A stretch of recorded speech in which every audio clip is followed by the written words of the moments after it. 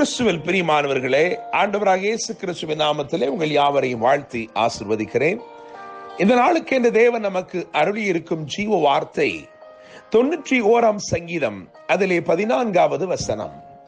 அவன் என்னிடத்தில் வாஞ்சியா இருக்கிறபடியால் அவனை விடுவிப்பேன், என் நாமத்தை அவன் அறிந்திருக்கிறபடியால் அவனை உயர்ந்த அடைக்கலத்திலே வைப்பேன்.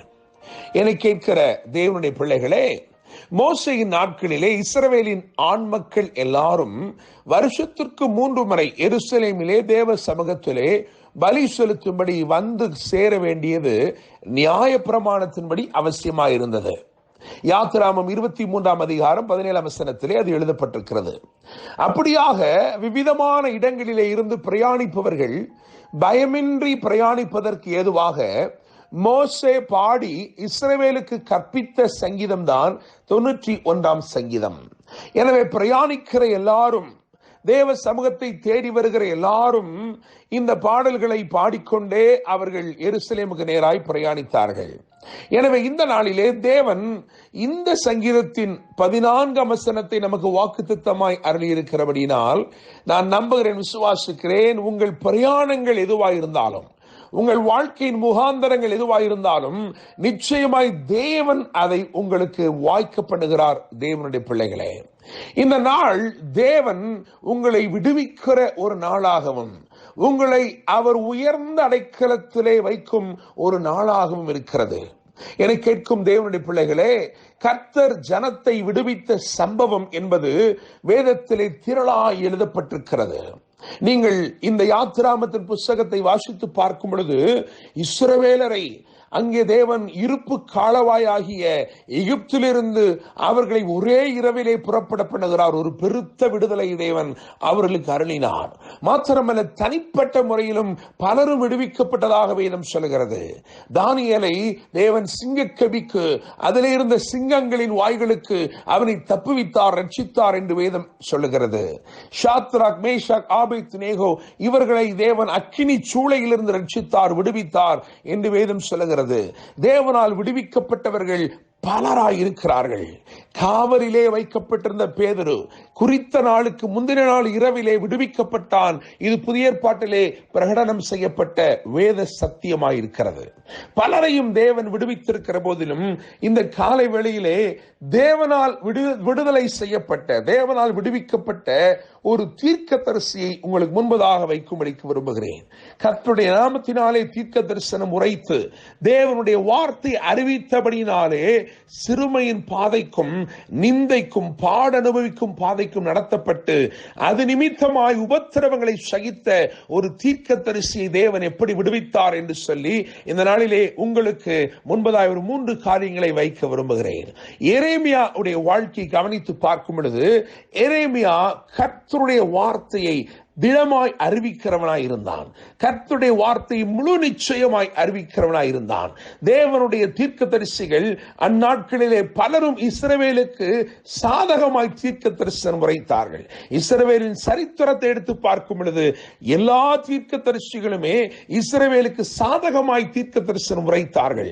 ஆனால் எரேமியாவோ இஸ்ரவேலுக்கு பாதகமாய் தீர்க்க தரிசனம் உரைத்தார். காரணம், கர்த்தர் அப்படித்தான் அந்த வார்த்தைகளை அனுப்பினார். எனவே அவர் தைரியமாய் அந்த வார்த்தைகளை பேச ஆரம்பித்தார். நான் உன்னோட கூட இருக்கிறேன், உன்னை நான் அலங்கமாக்கினேன் என்று சொன்னார். எனவே அவனை உறுதிப்படுத்தி அவன் வாயிலிருந்து உண்மையுள்ள வார்த்தைகள் புறப்படும்படி செய்தார். கோதுமைக்கு முன் பதர் எம்மாத்திரம் என்று அங்கேதான் எழுதப்பட்டிருக்கிறது.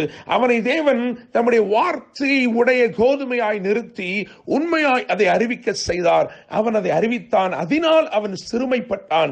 அதனால் அவன் உளையிலே அமிழ நேர்ந்தது. அதனால் அவன் இடுக்கத்தின் அப்பத்தை புசிக்க நேர்ந்தது. ஆனாலும் தேவன் ஒரு நாளை முன்குறித்திருந்தார். எரேமியாவுடைய வாழ்க்கையிலே தேவன் ஒரு நாளை முன்குறித்திருந்தார். என்னை கேட்கிற தேவனுடைய பிள்ளைகளே, ஒருவேளை கர்த்தரிடத்திலே வாஞ்சியாயிருக்கிற நீங்கள் சிறுமையின் பாதையிலே நீங்கள் நடத்தப்படலாம், நிந்தை அனுபவிக்கிறவர்களாய் இருக்கலாம், பாட அனுபவிக்கிறவர்களாய் இருக்கலாம். ஆனால் தேவன் உங்கள் வாழ்க்கையிலே ஒரு நன்மையின் நாளை, ஒரு மேன்மையின் நாளை, ஒரு விடுதலை நாளை குறித்து வைத்திருக்கிறார் என்பதை மறக்க வேண்டாம். எரேமியாவுடைய வாழ்க்கையிலே தேவன் ஒரு நாளை குறித்து வைத்திருந்தார். அன்றைக்கு அவன் வாழ்க்கையிலே 3 காரியங்கள் சம்பவித்தது.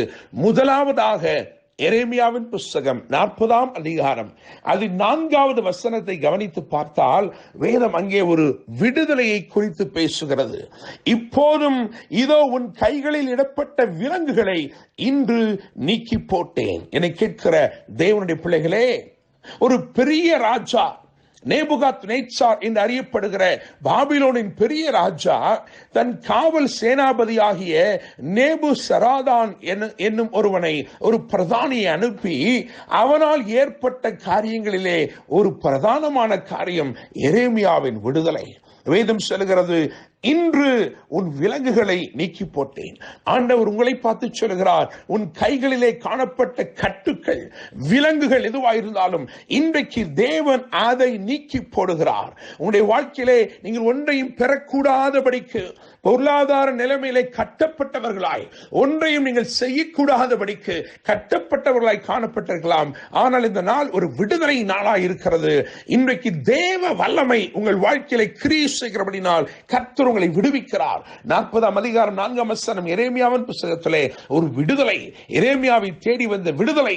அதை தொடர்ந்து 5வது வசனத்தின் கடைசி பகுதி வாசித்து பார்க்கும் பொழுது அங்கே விடுதலை மாத்திரமல்ல, அவன் எவ்விடத்திற்கு போக மனதாயிருக்கிறானோ அவ்விடத்திற்கு போகும்படிக்கு அவனுக்கு வழிச்செலவும் கொடுக்கப்பட்டது. தேவனுடைய பிள்ளைகளை மாத்திரமல்ல, 3வதாக அதே எரேமியா 40ஆம் அதிகாரம் 5ஆம் வசனத்தின் கடைசி பகுதி பார்க்கும் பொழுது அவனுக்கு வெகுமதியும் கொடுக்கப்பட்டது.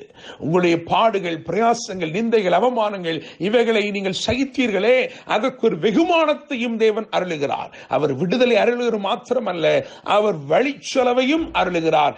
உங்களுக்கு தேவையான வழிச்செலவை அவர் கொடுக்கிறார். நீங்கள் போய் சேர வேண்டிய இடத்திற்கு போய் சேருவதற்கு தேவையான கிருபையும் பலனையும் ஆசீர்வாதத்தையும் நன்மையும் அவர் வழிச்செலவாய் தருகிறார். எனவே தேவனுடைய பிள்ளைகளே, இந்த நாள் தேவனால் குறிக்கப்பட்ட நாள். இன்றைக்கு 3 காரியங்கள் சொல்லப்படுகிறது. ஒன்று விடுதலை, இன்னும் ஒன்று வழிச்செலவு, 3வதாக வெகுமதி.